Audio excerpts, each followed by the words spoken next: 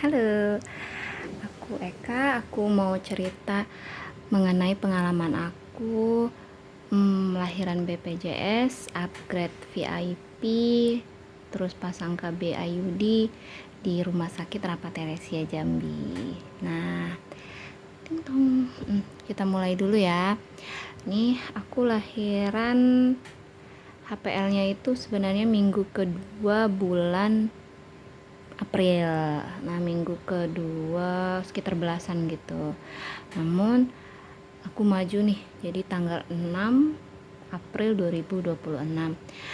Aku di sini lahirannya sesar dengan kondisi udah sakit sekali. Di bagian bawah udah sakit, terus kaki udah bengkak dan lain sebagainya. Oke. Nah, di sini kita pas ketika masuk saya diarahkan dulu untuk masuk ke IGD. Di IGD saya masuk ruang perawatan. Nah, dan suami saya mengurus pendaftaran BPJS-nya. Dan di sini BPJS-nya gampang kok ya. Gampang sekali.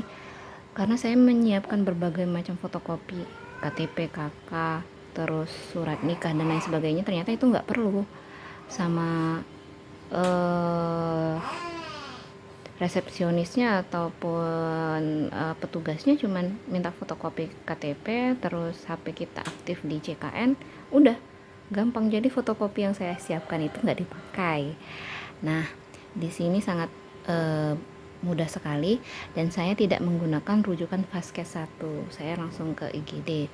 Saya datang jam 8, langsung di observasi lah sama dokter dan bidannya. Dokter dan bidannya saya akui ramah banget, baik, menurut saya profesional sekali. Dimana dari proses IGD terus saya pindah ke ruang bersalin dan ruang operasi.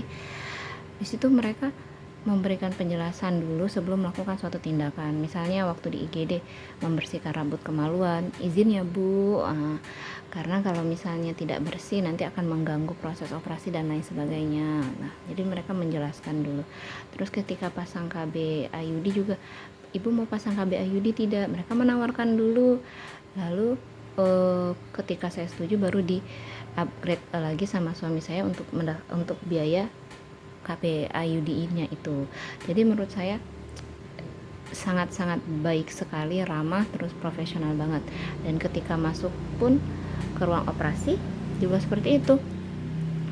Proses penjalanan operasinya semuanya, anestesinya dijelaskan dulu. Permisi ya Bu, saya menjelaskan tentang anestesi dan lain sebagainya. Terus pemasangan kateter. Permisi ya Bu, kami mau memasangkan kateter. Terus berdoa menurut agama kepercayaan masing-masing. Dan semuanya saya rasa sangat-sangat baik ya. Dan suhu juga dalam ketika proses operasi, saya nggak menggigil seperti sesar pertama, ya biasa aja. Terus ya nyaman gitu, karena saya operasinya juga cepet menurut saya ya, 1,5 jam kira-kira. Oke, selanjutnya tentang upgrade kamar. Kebetulan saya BPJS-nya kelas 1, saya upgrade kamar ke VIP. Alasannya yang pertama, rumah sakit itu ketat banget. Jadi kalau misalnya ada anak kecil di bawah 12 tahun itu nggak boleh masuk.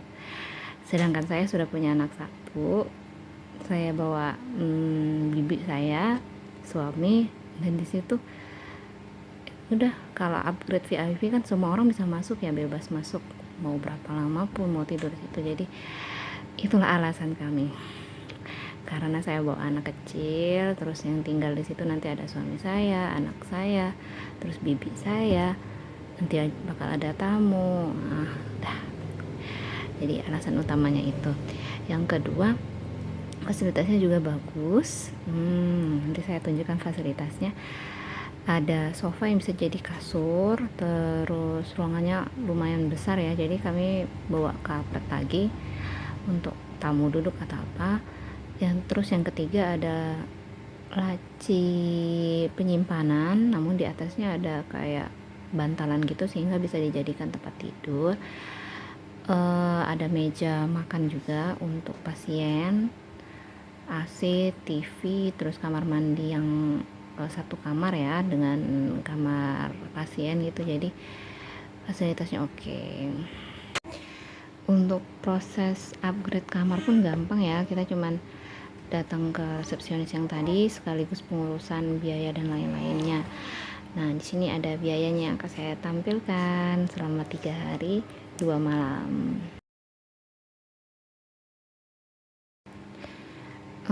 Untuk pemasangan IUD ini tidak ditanggung BPJS.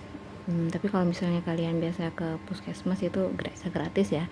Dan di sini saya ada biaya tambahan karena mumpung lagi operasi, lagi bongkar, dan udah langsung pasang aja. Dan di sini ada biayanya sekitar 830 ribuan gitu ya. Dan ya pemasangnya nggak sakit karena nggak terasa ketika kita operasi.